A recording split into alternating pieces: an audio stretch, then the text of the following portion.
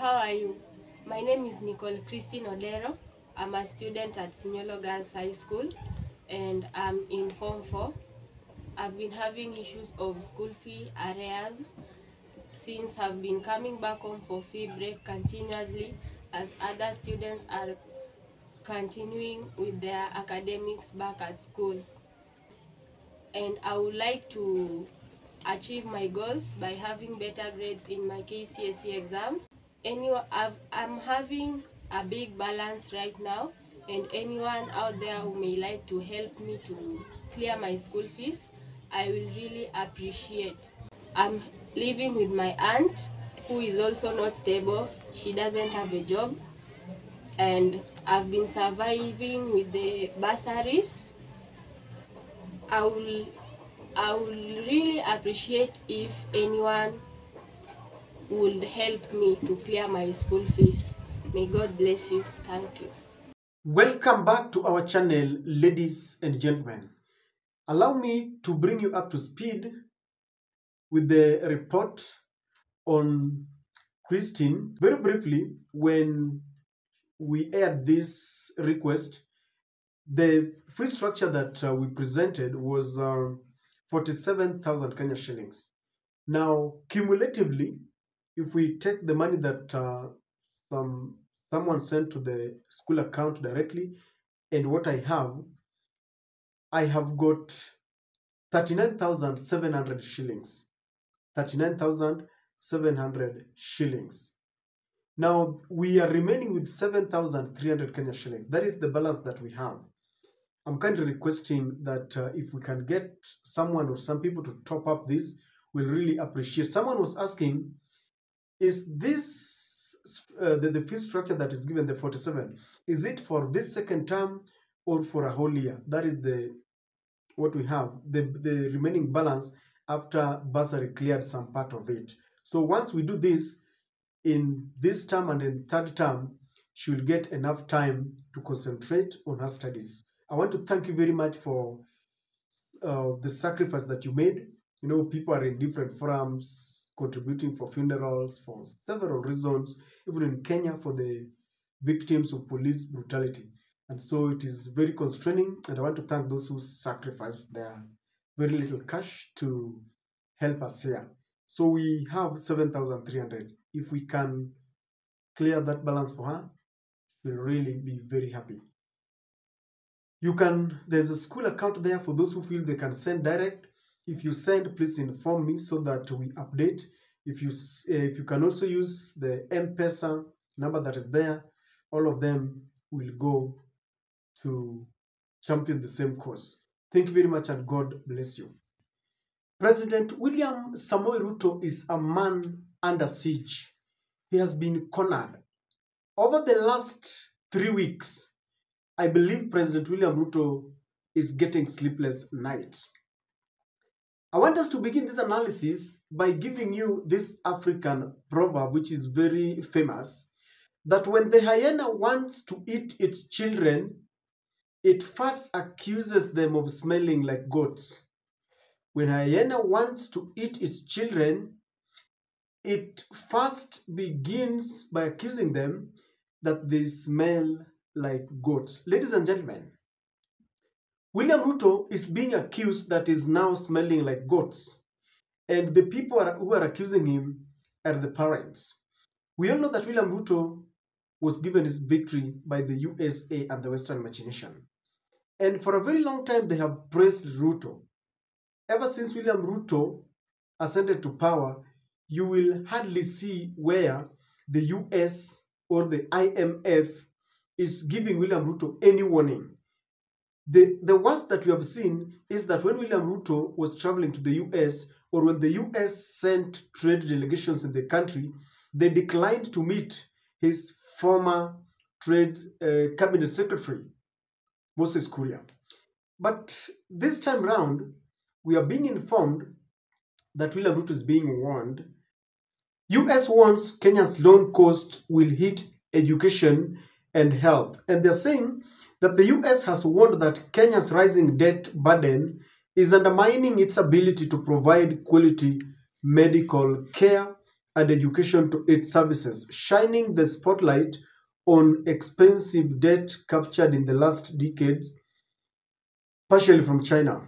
Washington said elevated debt servicing costs are taking up a large chunk of taxes, leaving little for development projects in social services and spurring the creation of decent jobs for the rising number of skilled youthful population. The US is now talking about skilled youthful population. Quoting them verbatim, this is what they're saying.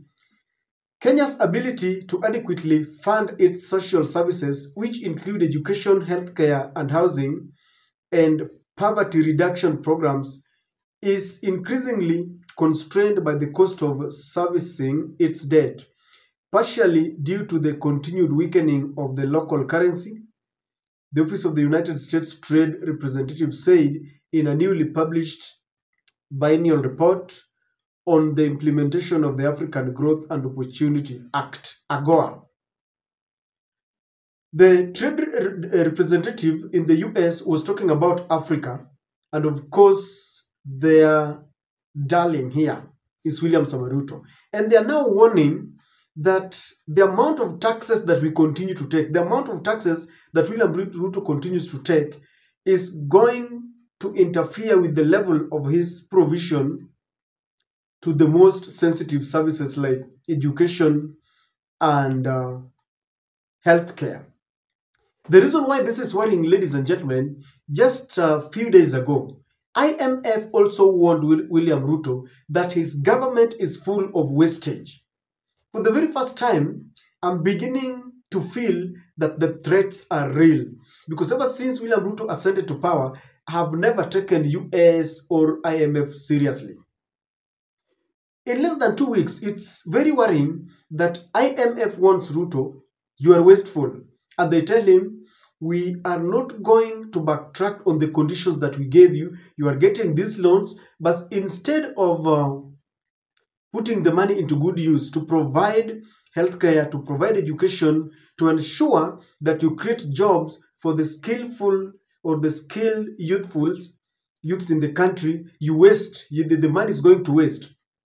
Then US rounds it up by telling William Ruto, you are taking more loans and the money that used to service these loans, including interest, is really taking a large chunk of this loan. Now, ladies and gentlemen, before Kenya receives any loan, they have to converge for a meeting with the representative of the IMF, and they look at the conditions that Kenya has been given. And we know that World Bank and IMF have given Kenya a lot of loans. Why would they come up now and start warning William Ruto? You know, I want us to look at it this way. When William Ruto was given power, he had convinced the US that he had the youths. That is the bottom line. And he told them that if he's given an opportunity to lead, no one will question because he had pocketed all the youths. He had told them they were hustlers. The hustler movement was real. And he had promised them of this economic model called the bottom up that was really resonating well with the youth. Now, the US will give you victory when you can peg that victory to something. And William Ruto pegged it to the youths. But now, the very, very youth that William Ruto used to negotiate for power have abandoned him. They are on the streets. They are protesting against Ruto. They are protesting against the IMF, and they are protesting against Meg Whitman and the US. There was this conversation that after dealing with the Finance Bill 2024, of which many people felt was drafted by the IMF, International Monetary Fund itself, they were going to channel their energy and focus to the US Embassy and the IMF. Now, realizing that the youths have abandoned William Ruto, they are also beginning to read otherwise. And we know that America will use you as long as you are beneficial to them. Once you have overlived your mandate, once you've lost touch with the people who they used to make you victorious, they will also leave you. They will pick another person. And William Ruto must be a worried man now, because I do not think that there is a big friendship between or some cordial relationship between William Ruto and the US. It is about interest. Just like the local politics is about interest, the international politics is about interest. And the US have conducted their intelligence, and they know that the people, the youths, are not with William Ruto. So why would they massage him? They could easily pick one person, another person to work with, because the US will only look at you if you can stabilize the country, if you can continue to, if the people you are leading can continue to swallow your lies, then they will work with you. But you see, for Ruto, it is now the opposite. They no longer trust him. And so I have a feeling that these people are ditching Ruto. They are accusing him of wastage. They are accusing him of getting more loans. Yet they're the very, very people who are giving William Ruto these loans.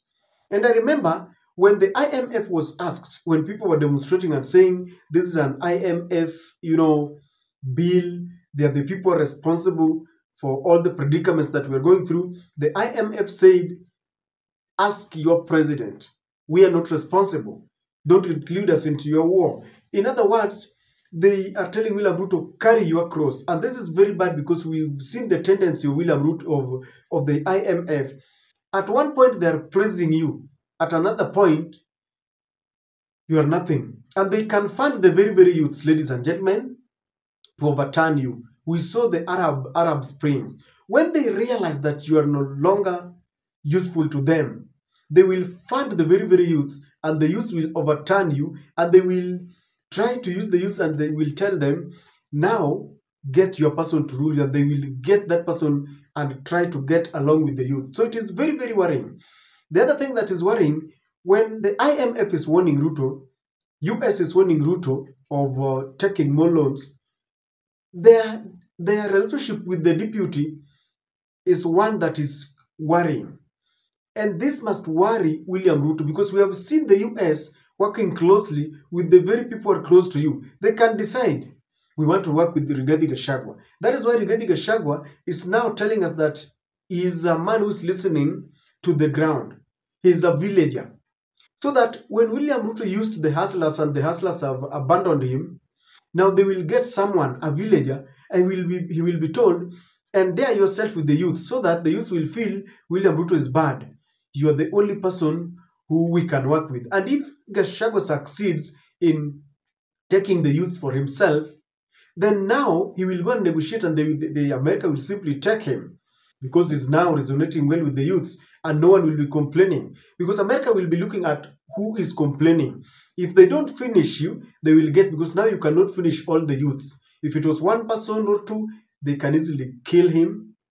They can easily deal with him. But when we have a mass that are saying we don't want William Ruto, they will consider, whom do we eradicate from the space?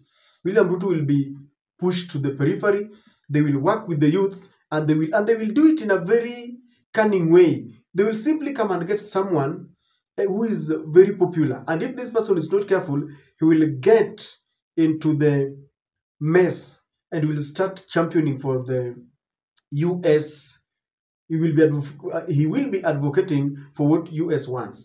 And if they are not seriously working to push Ruto, then they are only doing this because they have realized that the youths no longer want them. They are in bad books, both the USA and the IMF. And maybe they were just saying this so that the youths can also feel, and of course the whole country can feel, that they are not with Ruto. Because by disassociating yourself with Ruto, then people now look at you as a different animal. This is why the people who voted yes have suffered the wrath of the youths. Others have had their houses being touched. Most of them have switched off their phones. They have run away from their rural homes. So the IMF was in this category. People accused the IMF as the drafters of the finance bill, US included. And I understand that Meg Whitman is no longer in the country. So for them to feel safe in the country, for them not to be targeted, for them not to be victims and collateral damage, they have to speak that they have chosen to do away with William Ruto, so that people will start cooling down that, William Ruto has been warned. And just like we play local politics, international politics is even bigger and better. They might be saying this so that they they use this as a sideshow, so that people stop talking about the Finance Bill 2024, a diversionary tactics. They too can do it. But I'm afraid if William Ruto continues this way, if the youths continue to abandon him, it's going to be very bad of them.